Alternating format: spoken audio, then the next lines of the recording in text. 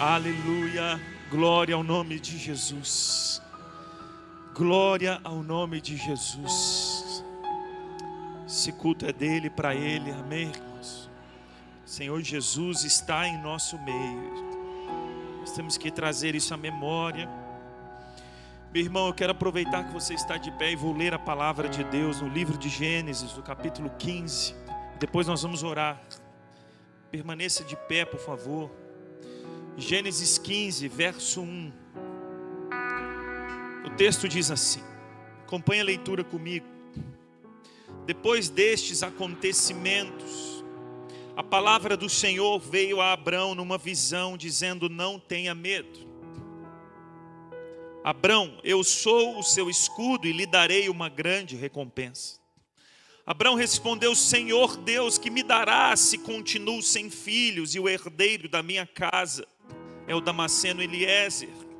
Abrão continuou: tu não me deste descendência e um servo nascido na minha casa será o meu herdeiro.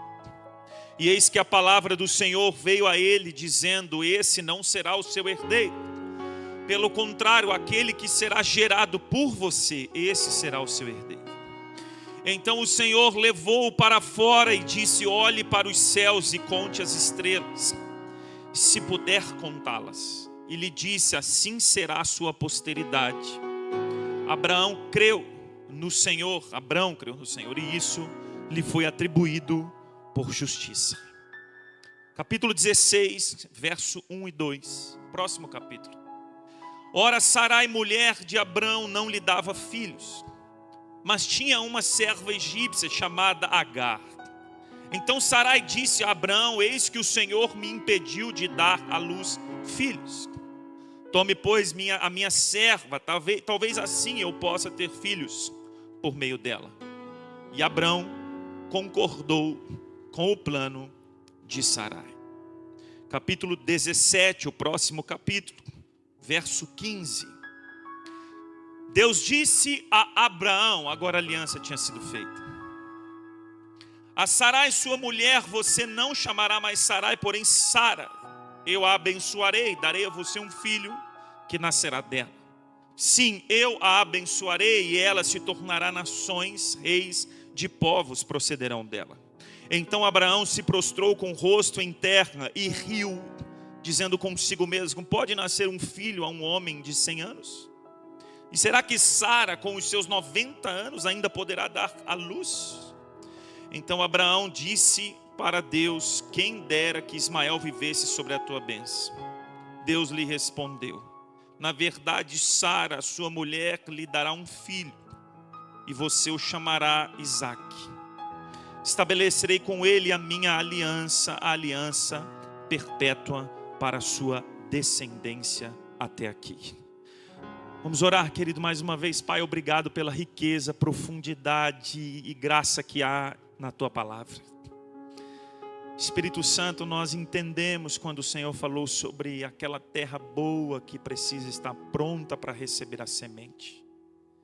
Que o Senhor mais uma vez fale aos nossos corações por meio da tua viva e eficaz palavra.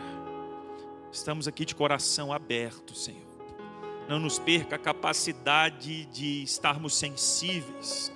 Não nos permita que percamos a capacidade de ouvir a voz do teu Espírito, de chorar na tua presença, de te adorar, de dizer: Espírito, fala comigo, e estarmos atentos ao que o Senhor tem falado. Nós oramos com gratidão em nome de Jesus. Amém. Amém. Amém, querido. Glória a Deus. Pode tomar o seu assento. Que Deus te abençoe. Em nome de Jesus. Queridos, mais uma vez graça e paz. Amém. Glória a Deus. Ontem estivemos aqui em uma reunião e hoje, com muita alegria, de novo, cultuando a Jesus. Esse é o ponto principal. Cultuar a Jesus nesse lugar, rever os irmãos. Amém, queridos? Uma alegria enorme estar com os irmãos, vendo o Senhor acrescentando a obra, vendo Deus prosperando a sua casa. Louvo a Deus pela vida dos pastores. Estivemos juntos ontem, essa equipe pastoral maravilhosa. É uma bênção, amém, queridos? Minha esposa está em casa com a nossa tropa de 3 filhos, como normalmente acontece quando eu venho, se Deus nos permitir, estaremos todos juntos aqui no final do ano. Amém, queridos? No mês de dezembro, em nome de Jesus. Queridos, Gênesis 15, e eu quero conversar com você sobre a vida de Isaac. Mas de uma forma, em um contexto peculiar, porque eu creio muito. Ontem li com os irmãos, aliás, o Salmo 51, e falei, irmãos, os salmos são um retrato da nossa vida. E são. Quando Moisés escreveu, quando Asaf escreveu, quando outros autores escreveram, e principalmente Davi, de certa forma é um retrato do que a gente passa, e um retrato da nossa alma, e de como a gente precisa aprender a louvar a Deus. Mas eu diria mais que isso. Salmo 51, Davi falou, Deus renova em mim um coração puro. Deus renova em mim um espírito quebrantado. A capacidade de permitir que o Espírito de Deus, eu diria assim, redirecione a nossa rota. Que o Espírito de Deus nos conduza de volta, ou nos traga de volta, escuta irmão, nos traga de volta ao centro da sua vontade, que é Cristo. Irmãos, porque eu e você temos uma luta enorme. Escute, deixa que nada roube a sua atenção. Temos uma luta enorme, e a principal delas é conosco mesmo, é aqui dentro.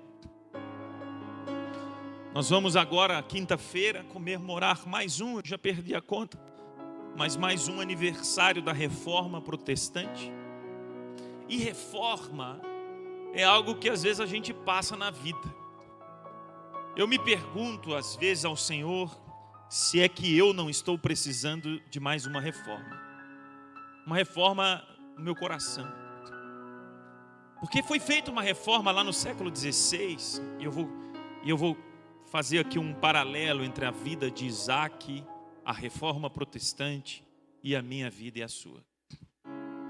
Porque foi feita uma reforma lá no século XVI, porque a igreja estava caminhando, e aí aqui é um fato, a igreja caminhando errante,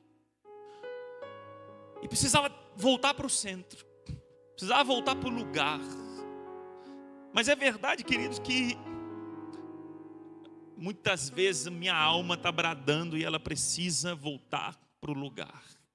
Escute bem, como é que eles começaram? Eu não vou ter tempo aqui para discorrer a questão histórica, mas os reformadores se basearam em 5 pilares. Escute bem o que Deus quer falar conosco por meio da vida de Isaac. 5 pilares.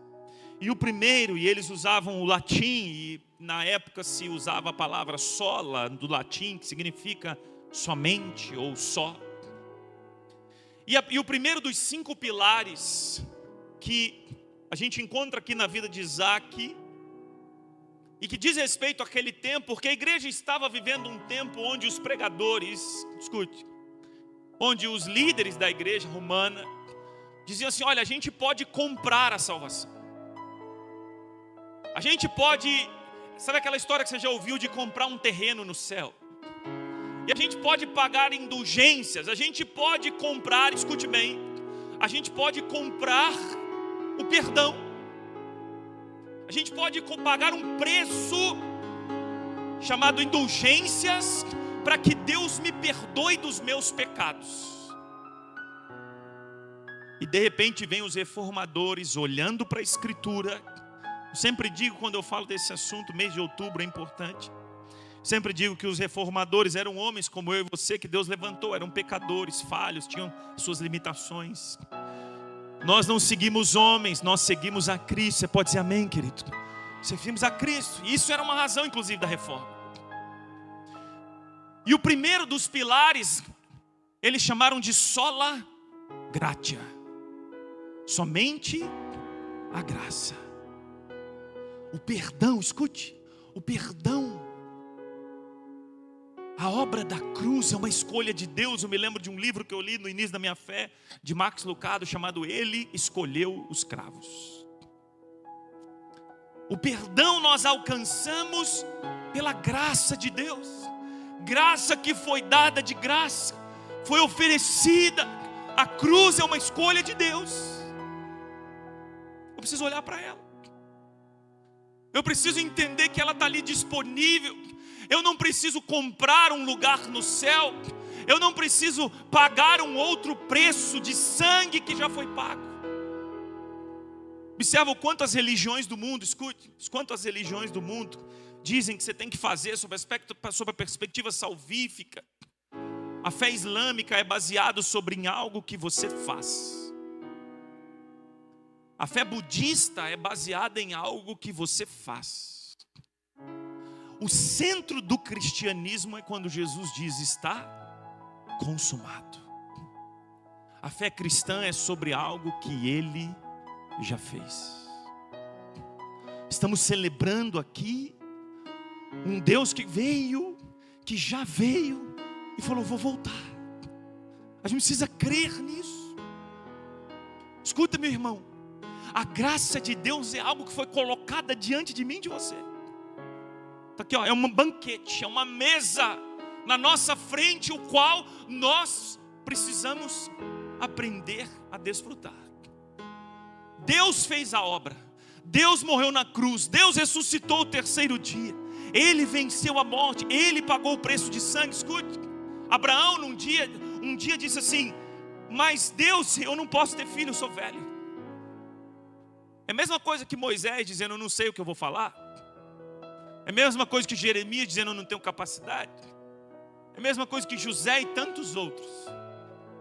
E Deus responde para Abraão na sua velhice: mas não é sobre você, Abraão, é sobre mim. Não é sobre se você consegue, é sobre a minha graça. Não é sobre você conquistar ou comprar o perdão, é sobre a cruz do Calvário que ofereceu um sacrifício perfeito. Essa informação é muito importante. Porque, escute, Efésios capítulo 3, meu irmão, vai falar sobre nós fomos abençoados com todas, Efésios capítulo 3, as bênçãos espirituais. Está escrito desse jeito lá, todas. Eu estava outro dia ouvindo um podcast, escute, de um líder do satanismo. Nossa, pastor, você estava ouvindo esse podcast? Estava. De um líder da magia negra. E ele diz assim no podcast, eu falei: irmãos, outro dia, acho que ontem eu disse isso aqui, outro dia eu disse lá isso, eu falei: irmãos, antigamente a gente falava de mensagem subliminar. Esse negócio de mensagem subliminar acabou, a mensagem não é mais subliminar. A mensagem está gravada no podcast. Antigamente a gente tinha que virar a TV de cabeça para baixo, olhar o desenho da Disney e falar: tá vendo aqui? Aqui tem um negócio oculto, não era assim? Né? Acabou esse negócio, o negócio não é mais subliminar. E o líder daquela... E aquele homem que é uma autoridade da magia negra disse assim: olha, não há entidade, escute, não há entidade que consiga acessar a vida de um crente que está em comunhão com Cristo. Aí ele diz assim: a única maneira de uma entidade tocar na vida de um crente que está em comunhão com Cristo é se o crente se coloca, palavras dele, não minha, se o crente se coloca num nível abaixo na sua comunhão. Se o crente rebaixa a sua comunhão com Cristo, aí a entidade consegue acessá-lo. Caso contrário, não há entidade nenhuma que acesse a vida de alguém que está em comunhão com Cristo.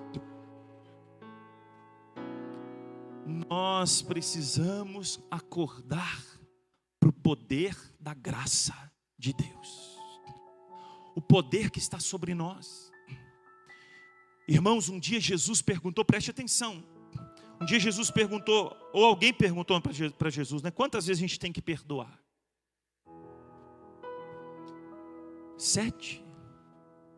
E Jesus responde: 70 vezes 7. Deus escolheu, a palavra de Deus ela tem uma riqueza maior do que a gente imagina. Escute, Deus escolheu uma língua que é chamada de língua mãe de todas as línguas, o hebraico, para que a escritura fosse iniciada. E o hebraico, aprove ao Senhor assim, o hebraico é uma língua até hoje, o hebraico é uma língua que não apenas não possui vogais, só consoantes, parece um negócio impossível, mas não é. Não apenas não possui vogais, como não possui números. Quando você quer falar de coisas numéricas na língua hebraica, você usa letras. Significa que a matemática forma uma palavra no hebraico. Escute. 70 vezes 7, preste atenção na graça. 70 vezes 7 é 490. 490 forma para o hebraico a palavra tamim, que significa perfeição. Escute, é a mesma referência numérica quando o profeta de Joel, ó Belém Efrata, de ti sairá o profeta. Escute, Belém, Beit Lehem, a casa do pão. Presta bem atenção. A casa do pão, o lugar onde nasceu o Salvador. A mesma referência numérica para Beit Lehem é Tamim, o sacrifício perfeito. Eu preciso entender que todas, Efésios, todas as bênçãos espirituais estão à nossa disposição. O preço já foi pago. Aí você pergunta assim, mas pastor, como é que eu acesso isso? Aí vem Abraão, mas eu não consigo. Eu não consigo. E Deus fala para Abraão, mas não é sobre a sua obra, é sobre o que eu vou fazer. Como é que eu vou fazer já sendo velho? O texto que eu e você lemos diz que Abraão riu de uma palavra que Deus deu. Meu irmão, quando Deus lança o nosso trabalho, e aí eu chego na segunda dos 5 pilares da reforma, que é sola fide, somente a fé. A Bíblia diz que Abraão creu, e isso lhe foi imputado por justiça. A gente precisa crer, irmão. Como é que eu vivo debaixo dessa graça poderosa? Por meio da fé. Como é que eu acesso essa graça disponibilizada? Como é que eu faço parte e tomo posse desse banquete? Por meio da fé. E meu irmão, a fé é algo que constrói e me permita dizer, reconstrói. Porque tem dias na vida, irmão, tem dias na vida que a gente está abalado. Tem dias na vida que as coisas estão contrárias. E o problema que nós temos é o problema de Pedro. Como a Escritura o tempo inteiro relata a minha vida e a sua. O nosso problema é que a gente tira o olhar de Jesus e olha para a tempestade. Porque enquanto o olhar está em Cristo, nós estamos andando sobre as águas. A hora que eu estou olhando para a tempestade, eu estou afundando nas águas.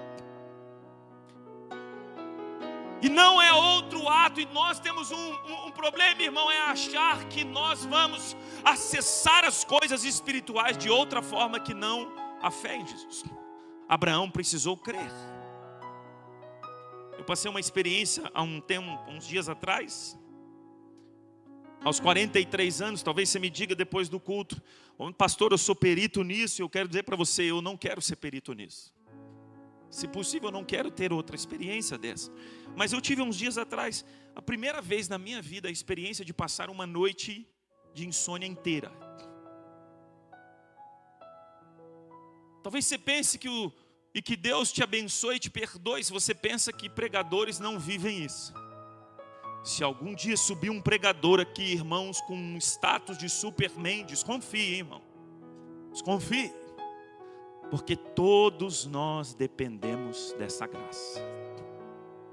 2h15 da manhã eu já não conseguia dormir, virava de um lado do outro, incomodado, e preocupado com algumas coisas. Eu peguei o carro e saí de madrugada e andei a cidade de Sorriso inteira de carro. Só eu e Deus, o Espírito Santo e Jesus. Ouvindo louvores, e parei na igreja, e parei em outro lugar, cidade inteira dormindo. Sabe por quê, querido? Porque às vezes o nosso coração, foi Jesus que falou assim, ei, não andem ansiosos. Não andem ansiosos.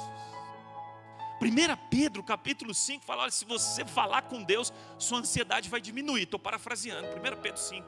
Está falando de oração. Se você vai para a presença dEle, porque a presença dele, aliás, eu li anteontem, alguma coisa assim, acho que eu mencionei aqui ontem, uma pesquisa que falou que jovens que leem a Bíblia são menos ansiosos. Falei, ora, Jesus está falando isso faz tempo, não precisava nem fazer pesquisa, né? São menos ansiosos, porque a tendência da nossa alma, e preste bem atenção, meu irmão, de acordo com Gálatas capítulo 5, nós todos que estamos aqui essa noite andamos debaixo de uma influência. Ou a influência do Espírito com E maiúsculo, ou a influência da minha carne.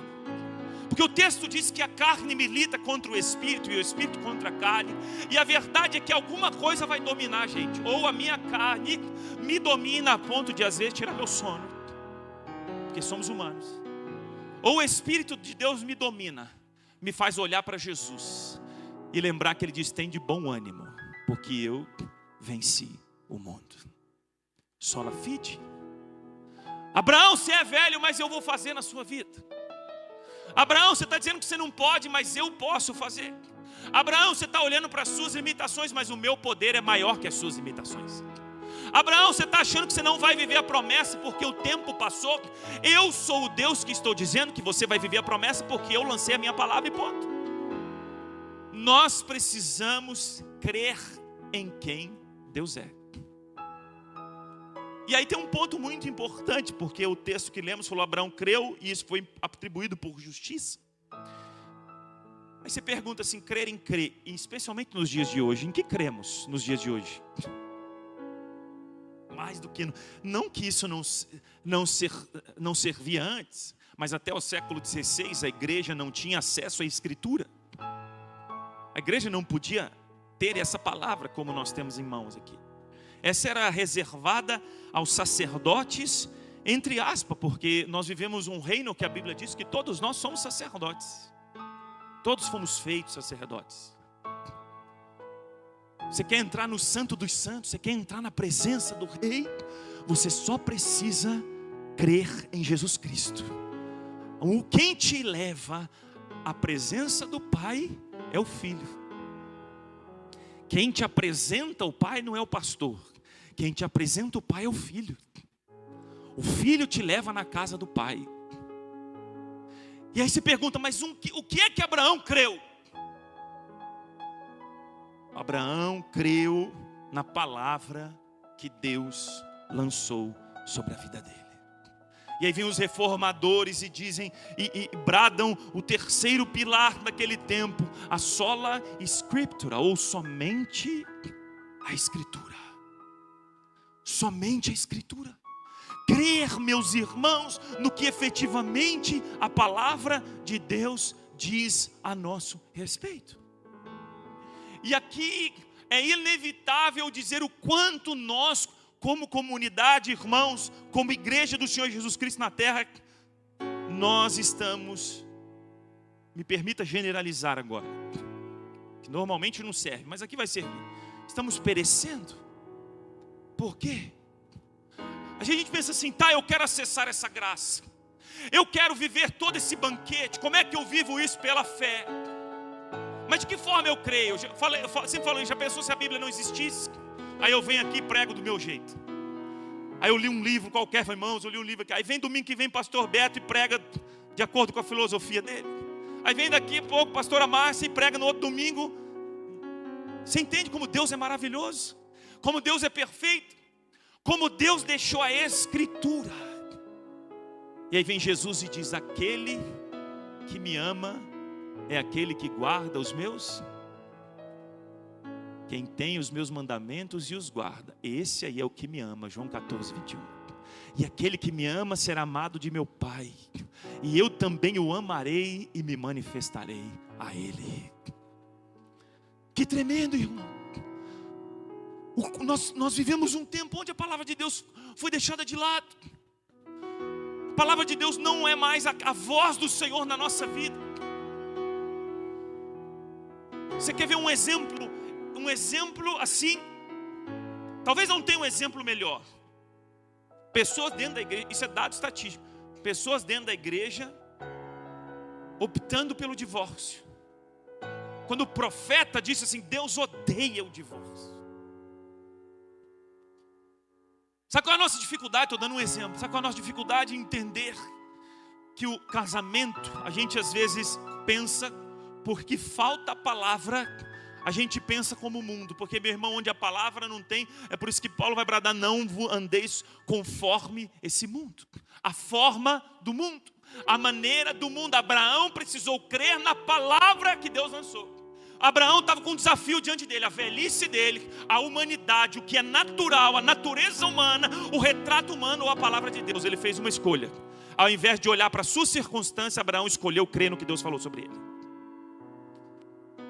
A Escritura é suficiente para nós, irmãos. Meu irmão, deixa eu dizer uma coisa para você. Você quer ouvir Deus falar contigo? Abre a palavra que Deus vai falar com você. Meu irmão, eu tenho convicção em afirmar: se você abrir a Escritura todo santo dia, Deus vai falar com você todo santo dia. Muitas vezes nós vamos apanhar, é verdade, mas Deus vai falar com a gente. Só que por que a gente quebra o princípio? A gente é uma geração que quebra o princípio com facilidade, porque o princípio não está mais enraizado no meu coração. O princípio não tem, então eu começo a relativizar. Eu começo a tornar relativo o que na verdade não é. Sabe o que acontece quando eu começo a tornar relativo o que não é? Eu começo a criar o que eu chamo de falsas redenções. Sabe por que muitas pessoas se decepcionam com uma outra pessoa? Tem gente que se decepciona com o pastor. Tem gente que se decepciona com a igreja. Tem gente que se decepciona, talvez o item 1, nos relacionamentos. Porque a alma do ser humano está encontrando satisfação plena e resposta na igreja. E a resposta não é a igreja. A igreja é a agência que brada e que divulga a resposta. Tem gente que quer encontrar uma perfeição no pastor. Tem gente que quer encontrar o saciar da sua alma num relacionamento. Escute, meu irmão, a gente vai criando falsas redenções. A gente vai criando falsas colunas.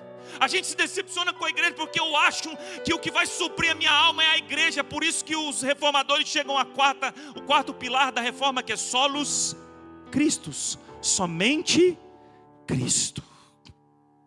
Quando eu creio na palavra, quando a minha fé está firmada na palavra, irmão, necessariamente eu vou olhar para o autor e consumador da minha fé, que é Jesus.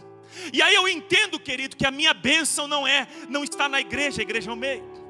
Tem gente que acha assim: olha, eu vou ser abençoado se eu crer em Jesus e eu cear. Eu vou ser salvo se eu crer em Jesus e eu batizar. Tem gente que pensa, eu vou bem num ponto teológico aqui assim, ó, a salvação está no batismo, a salvação está na ceia, a salvação está no ato, a salvação está na vigília, a salvação está no propósito, a salvação está na obediência. Não, a salvação da sua alma e da minha só tem um nome, que se chama Jesus Cristo de Nazaré. Ninguém mais sustenta. Por isso que o apóstolo Paulo brada assim: não coloquem outro fundamento além daquele o qual já foi posto, que é Jesus Cristo. É por isso que o anjo que é por isso que Abraão levanta o machado, meu irmão, e o anjo brada. Se o sangue de Isaac tivesse sido derramado, talvez eu e você hoje estarmos aqui tentando explicar esse negócio. E a gente tenta, e hoje virou irmão, é um negócio assustador. Talvez você não saiba disso, mas é comum assim, num domingo a pessoa está na igreja evangélica. Eu vou ter que falar, irmão.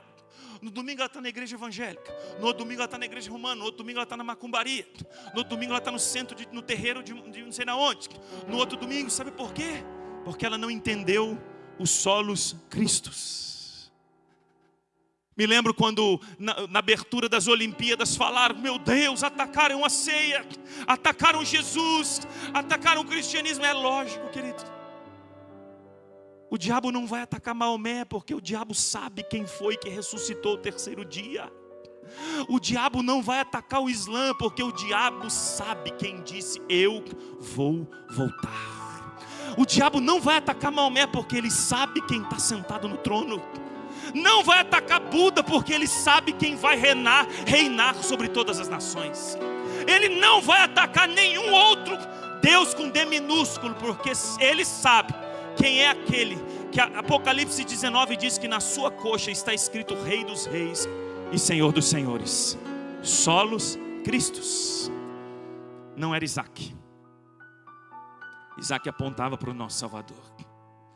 Isaac apontava para o nosso Senhor. E meu irmão, quando Jesus, escute isso. Quando Jesus se torna o centro da minha vida, quando Jesus se torna o centro do meu coração, quando Jesus se torna... Pastor, o que eu faço quando eu peguei o carro e saí errante por Cuiabá, que é muito maior do que Sorriso?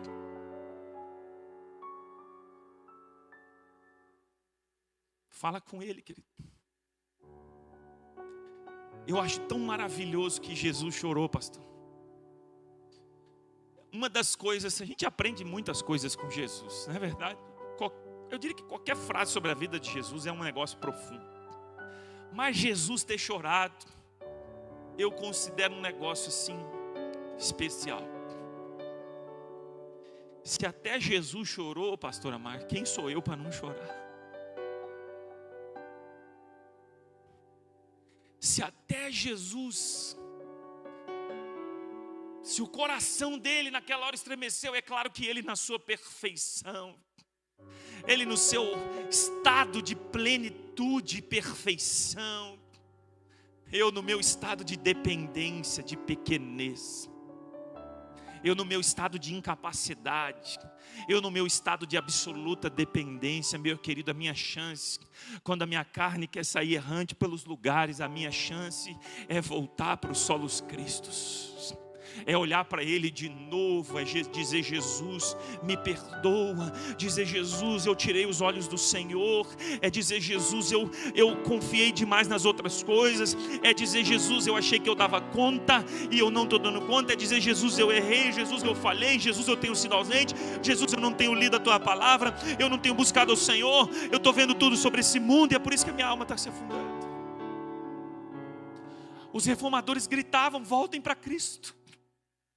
Voltem para Cristo, voltem para Cristo, olhem para Cristo, é sobre Cristo, a igreja é de Cristo, é tudo sobre Cristo, o sacrifício é de Cristo, a vontade é de Cristo, a nossa vida é dele. Meu irmão, não há nada que pode tocar a sua vida enquanto você está em comunhão com Ele. Meu Deus, como isso é poderoso, como isso é poderoso. Não serve o sangue de Isaac, não serve o sacrifício de animal, não serve nada, porque o único sacrifício taminho, perfeito perdão, o sacrifício perfeito é daquele que vem da Bethlehem, da casa do pão, o profeta dos profetas, o Rei dos reis, o Deus sobre todos. Sabe qual é o nosso problema? É que a nossa alma corre para os lugares errados. Quantas vezes a nossa expectativa está nos lugares errados? A gente se frustra com pessoas e a gente julga as pessoas. A gente culpa as pessoas. A gente diz: a culpa é dela, a culpa é dele. E a gente se frustra com a pessoa porque eu criei uma expectativa errada. Eu sou pecador, irmão. Você é pecador, irmão. Nós precisamos de Jesus todos os dias. Como é que eu vivo essa graça e todas estas bênçãos celestiais? Quando a minha fé está firmada na palavra, e a palavra necessariamente colocará Cristo no centro da minha vida. Irmão, o que acontece com uma vida quando Jesus está no centro? Aliás, deixa eu dizer uma coisa para você. Nós não vamos orar aqui ainda, mas assim, eu quero já te fazer um convite a que você seja, e aí eu falo porque eu já fiz esse desafio em Sorriso algumas vezes, e quantos testemunhos eu já recebi mesmo. Quando eu digo: irmãos, seja você um profeta de Deus dentro da sua casa. Pastor, como é que eu sou um profeta de Deus dentro da minha casa? Declare o senhorio de Cristo lá dentro. Meu irmão, a sua própria alma às vezes precisa ouvir a sua voz como um profeta de Deus sobre a sua alma. Como nós temos facilidade de dizer: meu Deus do céu, e agora? Levantar a voz para isso. Dizer: meu Deus do céu, não sei como vai ser. Ah, essa pessoa isso, ah, essa pessoa aquilo. Como nós temos facilidade às vezes de ofender outros.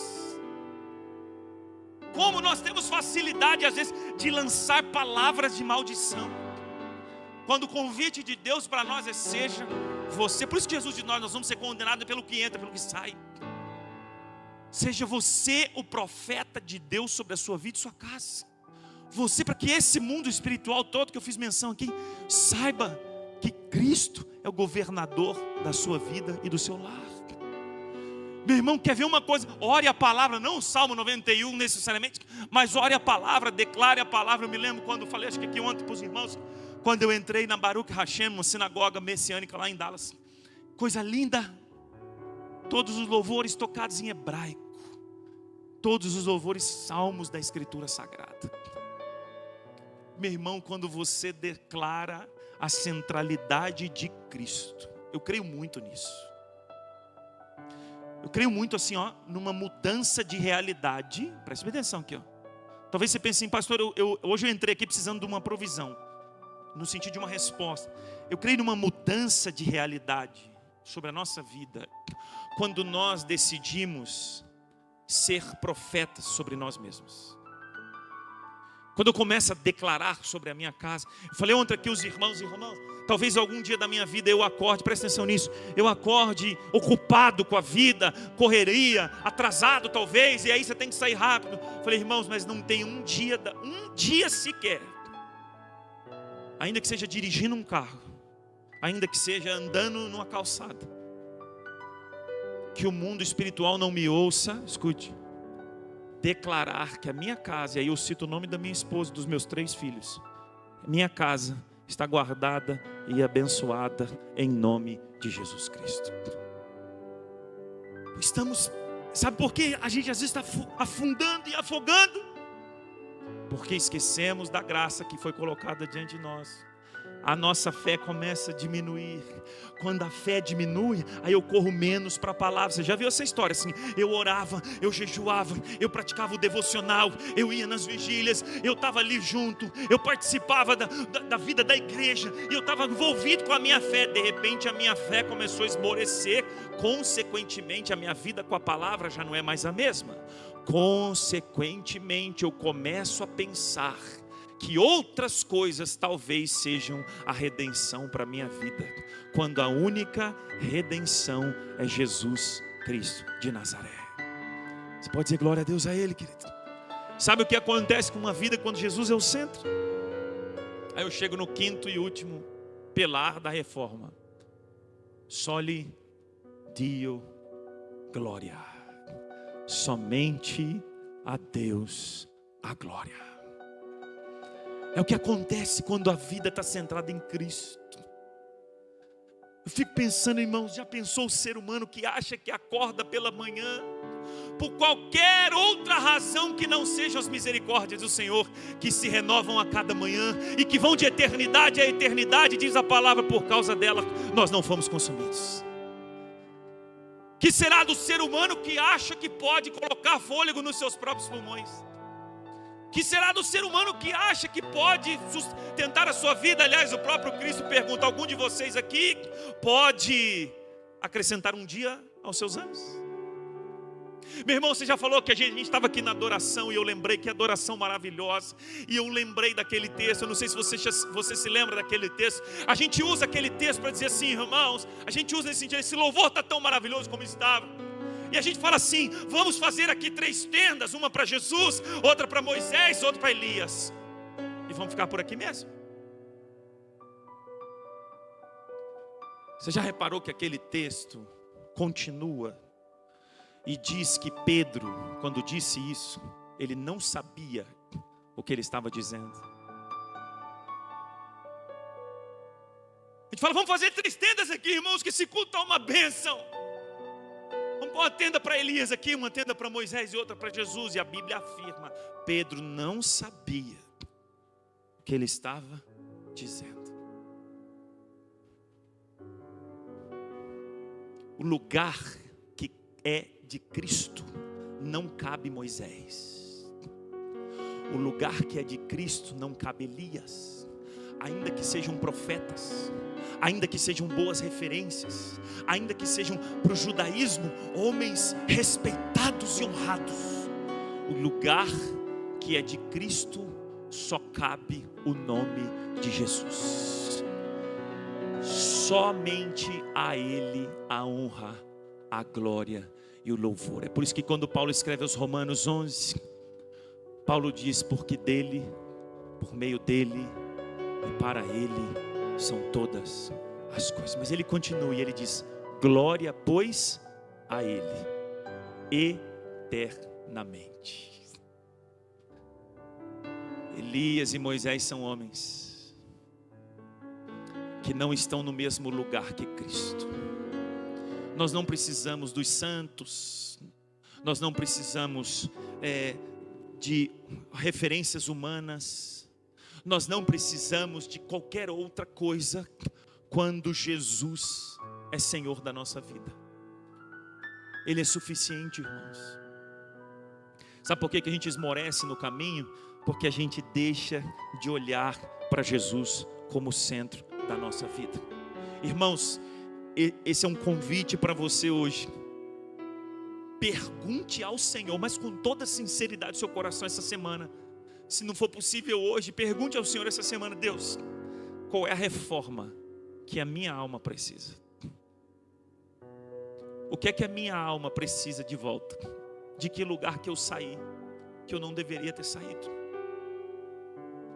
Qual foi o momento, o ponto que eu deixei de acreditar que o Senhor é soberano? Tem um livro na Bíblia inteira chamado Hebreus, só para dizer: Jesus é soberano, supremo, maior que os anjos, maior que tudo. Se Ele é o centro da nossa vida, então nós estamos guardados, abençoados e ponto final. Vai para o banquete de Efésios 3, porque está disponível para nós. Não desfrutamos, irmãos, porque queremos colocar outras coisas no trono. Vida próspera é uma vida cheia do Espírito Santo. E vida cheia do Espírito Santo é uma vida quando Jesus está no trono do meu coração e do seu. Amém, queridos? Talvez você olhe a vida de Isaac. A Bíblia diz que Isaac prosperou como o pai dele. A Bíblia já vinha dizendo que Abraão prosperou em tudo. Isaac também foi próspero. A Bíblia diz que Deus prosperou Isaac. Por que Deus prosperou Isaac? Porque foi obra dele. Porque foi obra de Adonai, o Criador. A vida de Isaac é mais um exemplo de alguém que diz: Senhor, ao teu nome toda a honra, ao teu nome toda a glória, ao teu nome todo o louvor. Estou aqui nesse 28/10, porque o Senhor é quem me tem me dado vida, e é o Senhor quem tem me sustentado. Aí o salmista no Salmo 20 vai dizer: uns confiam nos seus carros, outros confiam nos seus cavalos, nas suas riquezas, nos seus bens e irmãos. Como é comum pessoas que prosperam e abandonam a fé. Sabe por que pessoas prosperam e abandonam a fé? Porque nunca olharam para Cristo. Porque olham para as coisas, para as circunstâncias, porque o seu Deus nunca foi Cristo. Eu nunca troco Jesus quando eu conheço Ele de verdade, sei quem Ele é. Se você puder, faça um desafio com você mesmo. Diga: eu vou passar os próximos 7 dias. É claro que isso serve para a vida, mas faça um desafio com você mesmo. Eu vou passar os próximos 7 dias profetizando os solos cristos em todos os momentos do meu dia. Profetizando a centralidade de Cristo, profetizando a obra de Cristo, a graça de Cristo, alimentando minha fé, trazendo à memória a palavra, que vai me lembrar quem Ele é, vai me lembrar o que Ele fez por nós, vai me lembrar quão grande amor que transformou nossa história. Vamos ficar de pé para a gente orar, queridos, em nome de Jesus, amém?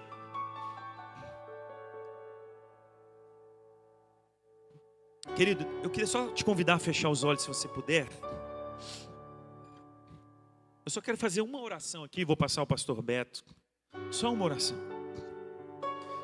Irmãos, nunca percamos, eu e você, nunca, a capacidade de sermos sensíveis ao Espírito Santo. Sensíveis ao Espírito Santo. Porque às vezes o nosso coração já se endureceu há tempo. Há muito tempo. Provérbios 29 vai dizer que às vezes o coração está tão duro que não vai ter cura mais. Provérbios 29, 1. Às vezes o coração está tão duro que não vai ter cura mais. A gente não pode perder a capacidade, a sensibilidade de ouvir a voz do Espírito Santo e dizer: Senhor, reforma. Deus, eu preciso desse perdão perfeito. Eu preciso desse caminho. Eu preciso dessa obra perfeita, dessa casa do pão perfeita. Traz de novo, Senhor. Talvez seja o tempo de nós dizermos isso a Ele. O meu coração para a centralidade, porque eu tenho achado que as ansiedades e as dificuldades dessa vida são maiores do que o Senhor, e o Senhor é muito maior do que qualquer obstáculo que esteja na minha frente. Queria que você orasse a Deus agora, apresentasse o seu coração e permitisse que o Espírito Santo inunde o seu coração com alegria, inunde o seu coração de gratidão, inunde o seu coração de amor, inunde o seu coração de fé. Fale com você sobre situações e questões que necessitam ser reformadas, consertadas, caminhos de volta que precisam ser feitos. Porque deixamos de olhar para Jesus. Meu irmão, a Bíblia diz que Deus não despreza um coração quebrantado. Deus tem muito para uma igreja quebrantada. Deus tem muito a derramar a um povo quebrantado. Deus tem muito a fazer no meio de um povo que abre o coração e rasga suas vestes diante dele. Te adoramos, Espírito Santo. Te adoramos, ó Pai. Como já cantamos aqui, não importam as circunstâncias, nós te adoramos. Eu oro para que o Senhor nos faça voltar a crer como Abraão. As circunstâncias eram improváveis, mas Abraão escolheu crer na tua palavra, e por isso viveu as promessas do Senhor. Que o Senhor nos faça crer como Abraão, Deus. Que o Senhor nos permita, ó Deus, experimentar, ó Deus, a graça maravilhosa que o Senhor já depositou sobre nós, e não optar pelo plano de Sara ou pelo plano das nossas mãos. Andar ao nosso próprio caminho, as nossas próprias escolhas. Como igreja precisamos retornar ao Senhor, que é o centro da nossa vida, Jesus. Nos permita viver grandes coisas com o Senhor. Nos permita, ó Pai, experimentar as promessas do Senhor. Nos permita, ó Pai, ver os nossos filhos crescendo na graça e no conhecimento do Senhor. Nos permita, ó Deus, viver uma fé inabalável no Senhor, porque olha para o Senhor, porque reconhece e declara que o Senhor é maior do que tudo e de qualquer outra coisa. Deus, fala conosco sobre a suficiência de Cristo. Fala conosco sobre a supremacia do Senhor. Por isso que a canção diz: teu nome é mais alto, teu nome é maior, teu nome é poderoso, poderes, domínios, seja o que for, o teu nome está acima de tudo isso, Deus. Teu nome está acima de tudo isso. Toda autoridade espiritual está sujeita à grandeza do Senhor. Nós te adoramos essa noite. Eu peço que o Senhor perdoe os nossos pecados, Deus, e nos permita reformar, consertar o nosso coração. Nos permita, ó Deus, de volta a olhar para o Senhor e viver uma vida centrada no poder das tuas mãos. Renova, Deus, aqui corações, renova pessoas, renova seus filhos e filhas, para que a esperança não seja perdida. O Senhor disse que o Senhor tem planos de paz e não de mal, para nos dar um futuro e uma esperança. Nos faça olhar para Jesus, Deus, e entender o que o Senhor está falando conosco, Pai. Em nome de Jesus.